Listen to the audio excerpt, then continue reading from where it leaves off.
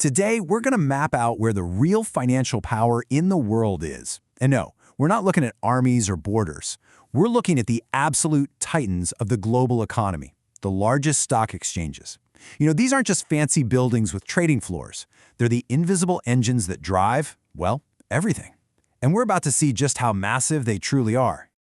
So try to picture these exchanges as these massive financial mega hubs.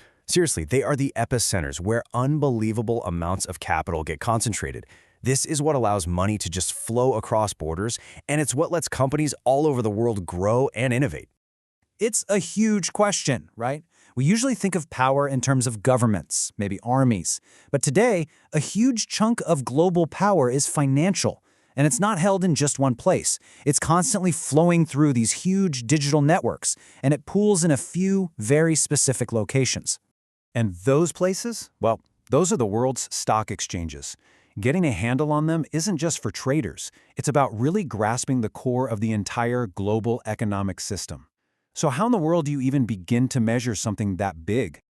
Okay, so to compare these behemoths, we need one single powerful metric. And in the financial world, that all comes down to one thing: market capitalization. It's basically the #1 way we can gauge the true size and influence of these institutions. Let's start small, at the company level. A company's market cap is essentially its price tag on the open market. All you do is multiply its current share price by the total number of shares out there. Simple enough? But what happens when you take that idea and apply it to an entire exchange? I love this analogy because it just makes it click. See, an exchange's market cap isn't the price of one single item.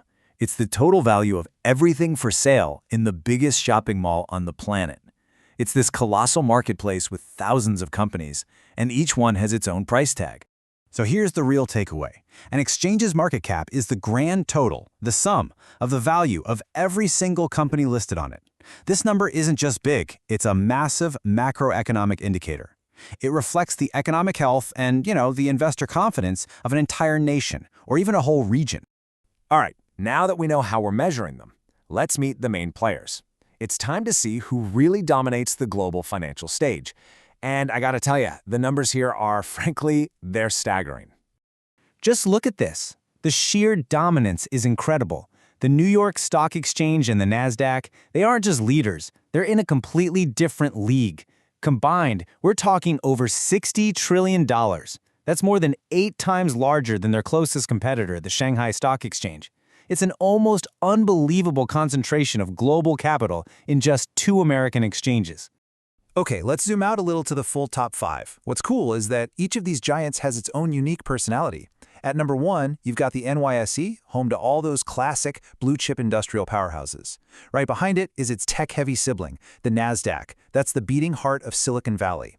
Then you see a pretty big drop to the Shanghai Exchange, which reflects China's huge state-owned companies. Euronext is interesting. It represents a really diverse pan-European group of companies. And then the Japan Exchange, the hub for all those iconic automotive and electronics leaders we know. So we know who the biggest players are, but what's actually happening inside these places? How does it all function? Well, it's a really sophisticated, highly regulated system, and it's all designed for transparency and security. It really just boils down to a few key pillars. First off, companies have to meet super strict financial standards just to get listed in the first place. Second, every single trade goes through this process called clearing and settlement, which makes sure the money and the ownership are transferred securely. And third, the whole shebang is watched over by regulatory bodies like the SEC to prevent fraud and, keep the marketplace fair for everyone. Okay, now that we know the players and the rules of the game, let's learn the language. Here are 3 essential terms you'll hear all the time when people talk about the markets. First up, a dividend. This one's pretty simple, actually. It's your cut of the profits. When a company you've invested in does well, it might decide to share some of that success directly with you, the shareholder, usually in the form of a cash payment. Next up, volatility. This just measures how wildly a price swings up and down. High volatility means bigger swings, which brings higher risk, but it also brings bigger opportunities. It's a classic double-edged sword, for sure. And finally, you've got the 2 big moods of the market. A bull market is when things are generally heading up, investors are feeling optimistic. And the opposite is a bear market, when prices are in a sustained slump and pessimism is kind of the feeling of the day. Just think of a charging bull versus a hibernating bear. And that kind of brings us right back to the big picture.